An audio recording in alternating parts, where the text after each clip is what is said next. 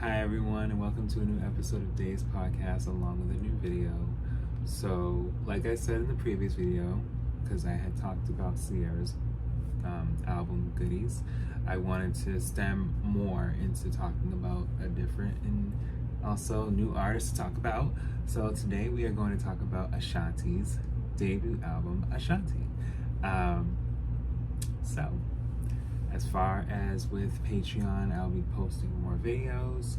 There are going to be more public, as far as this, free videos coming your way as well. Like and subscribe. Thank you guys so much for listening. I truly appreciate it. I just recently looked at my analytics and realized I have overseas listeners. So thank you guys from overseas, wherever you are, however you're listening. Thank you so much. I truly appreciate it. And I will make sure I am broadening or making sure there's a broader way I do speak, because we are being listened to everywhere. Thank you so much. I truly appreciate it. It doesn't have to be a big percentage, but it's a percentage, and I truly appreciate it. Truly. So yeah, let's get into it. Ashanti is the debut studio album by American singer Ashanti, released on April 2nd, 2002 by Murder Inc. and Def Jam Recordings. It was recorded in New York City and Los Angeles between 2001 and 2002. During the period of time where Ashanti was writing for other artists. The album features guest vocals from Gotti, Ja Rule, and the late Notorious B.I.G. Contributions to the album's production came from a wide range of producers, including Irv Gotti, Seven Aurelius,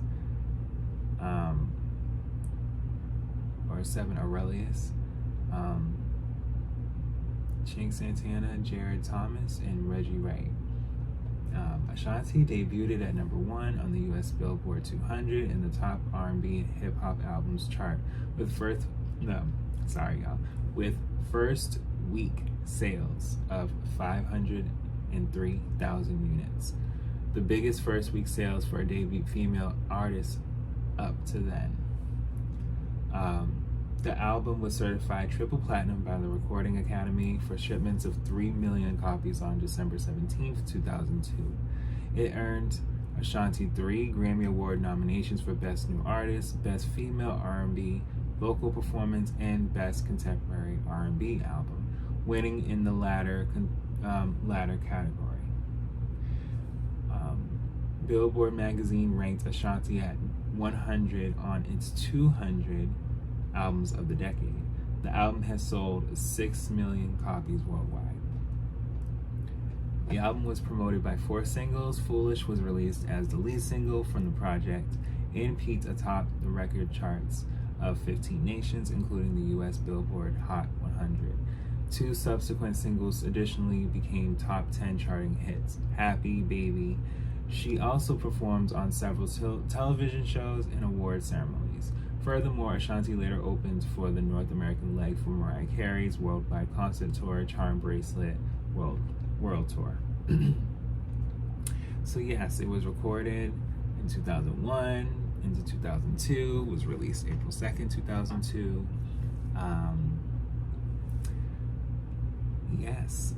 Foolish was released February 11th, 2002.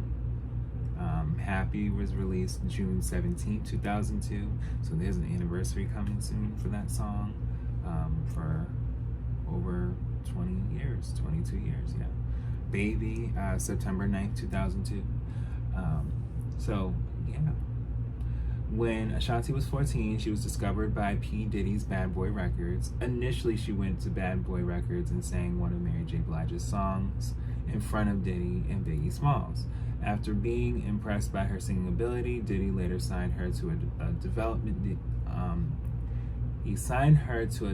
deal, but due to a bad contract, Ashanti did not sign with Diddy. This ultimately led to a record deal with Jive Records in 1994. This relationship soured when Jive tried to make Ashanti into a pop star.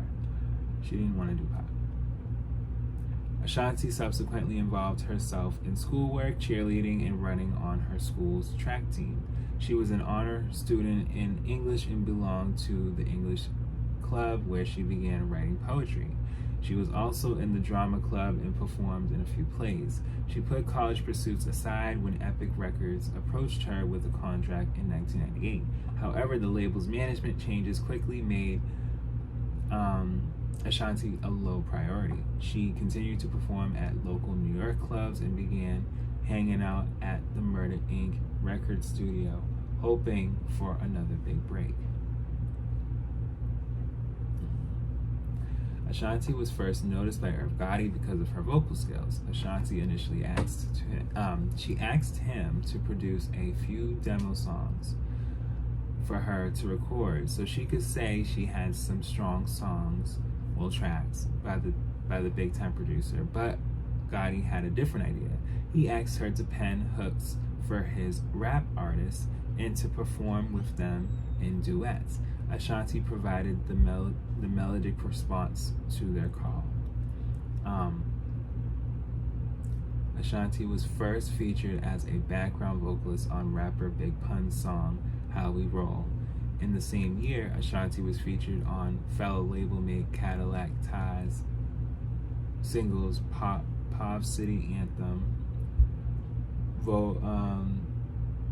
and Just Like a Thug. She also appeared on the 2001 Fast and the Furious soundtrack as a featured artist on the Rap Vita's 2001 hip-hop remake of Madonna's Justify My Love, and on the solo track When a Man Does Wrong. She appeared as a background vocalist on I'm Real, Murder Remix, a collaboration by label mate Ja Rule and Jennifer Lopez. She also appeared in the music video for Ain't It Funny, Murder Remix, the second duet between Lopez and Rule, for which she wrote and also sang background vocals on, and was featured on Fat Joe's What's Love and Ja Rule's Always on Time. What's Love and Always on Time were released simultaneously and became two of the biggest hit songs of 2002. Ashanti became the first female artist to occupy the top two positions on the Billboard Hot 100 chart simultaneously when Always on Time and What's Love were at number 1 and 2 respectively. So a lot was going on in 2002. But yes, I just want to emphasize that when it came to the I'm Real song and when it came to the Ain't It Funny song, Ashanti wrote that. She wrote that. The promotion for the album, the lead single, was released February 11, 2002, like I was telling y'all. The song became Ashanti's biggest solo successes to date, spending 10 consecutive weeks on top of the US Hot 100 and hip-hop R&B singles tracks chart as well. It was eventually first ranked on the Billboard Hot 100 and R&B hip-hop singles 2002 year-end charts for 11 straight weeks, tying with Nelly's single Dilemma. They both was going off, okay? But not for 11 straight weeks. It was a breakthrough hit internationally, entering the top 5 in the United Kingdom, the top 10 in Australia, New Zealand, Canada, Germany, and Japan, and the top 20 in Switzerland and Netherlands. Foolish was later officially remixed, titled Unfoolish, with guest appearances from a deceased rapper, Notorious B.I.G., which was released only just for radio ads. The album's second single, Happy, was released June 17th, 2002. The song peaked at number 8 on US Billboard Hot 100 and number 6 on Hot R&B Hip Hop Songs. The single became Ashanti's second top 10 hit as a solo artist. It was a moderate success internationally, reaching the top 10 in the Netherlands, the top 20 in the United Kingdom, New Zealand, and the top 40 in Australia, Ireland, Switzerland, and France. The album's third single, Baby, was released on September 9, 2002. The song peaked at number 15 and number 7 on the Hot 100 for, well, Hot R&B and Hip Hop Songs charts. The single became Ashanti's third top 20 hit as a solo artist in her career. Dreams was released as a promotional single with a live performance music video with clips from Ashanti's career. The album didn't do too bad. It was good. The critics generally gave mixed reviews from they felt to give her 3 out of 5 stars and praised the modern post-hip-hop soul sound, stating the album has fairly fresh beats and lightly insistent hooks and is just naughty enough. However, he felt it lacked distinctive material. It's not bad by any means, and it has its moments, but at 17 tracks, including skits, it all becomes a blur. Ooh, a pleasing blur, one that shows promise, but a blur all the same.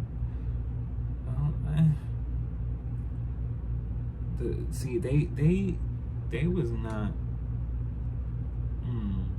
They said someone else had said,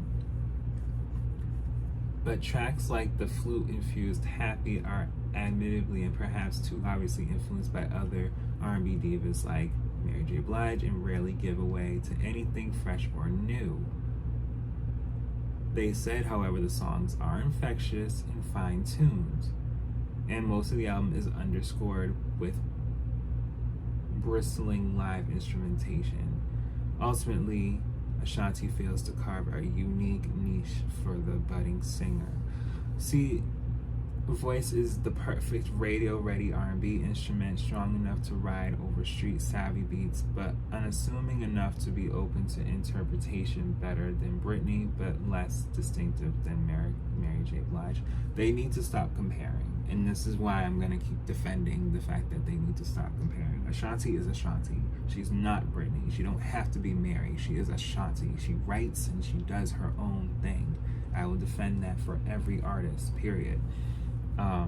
But these critics back in the 2000s, like I was doing with Sierra, like, I'm glad I'm reading them, because you kind of see like people just kind of like just saying like some things, and it's like, did you really get into the album?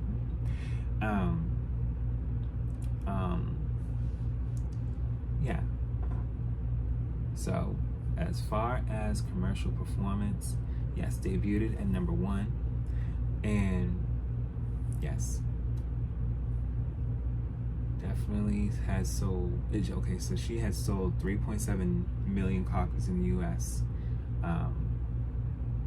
Yes. So the track listing is Intro, Foolish, Happy. So already in the beginning of the album, you're hearing like the singles, you're getting into the album. You're like, all right, you know. Leaving, Always on Time, Part 2. So that was like Always on Time, but like Ashanti's perspective.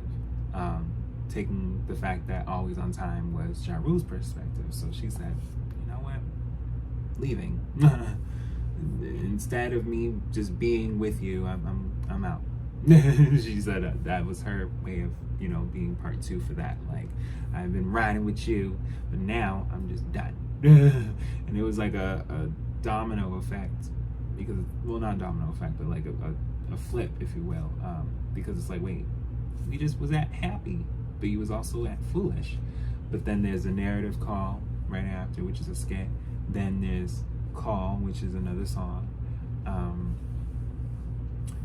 which is led to the song Scared, which is Irv Gotti. Then there's Rescue. Then there's Baby, which is the next single. Voodoo, Movies, Fight, which is Over skit, Over, and then Unfoolish, which is, the version that has Notorious B.I.G. in it. Shy, which is another skit, Dreams, and then Thank You. So yeah, it is over an hour, 61 minutes. So it is lengthy. It's not that, and that was the thing.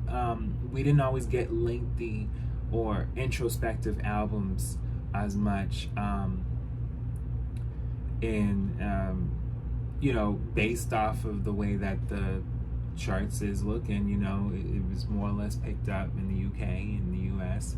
Overseas, it was, you know, it was getting to some points. You know, Australian urban albums went number 2. You know, Japan needed a little bit more time with it being at 14, but you know, overall with Canadian R&B albums, they had her at number 1. So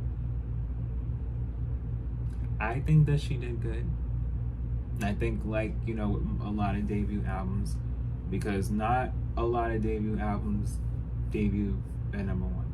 Not a lot of debut albums can be able to have singles that still just go number 1. You know, it all depends, you know, and when you have that, it speaks a lot, especially in the first album, because then it's like, all right, what's next, you know?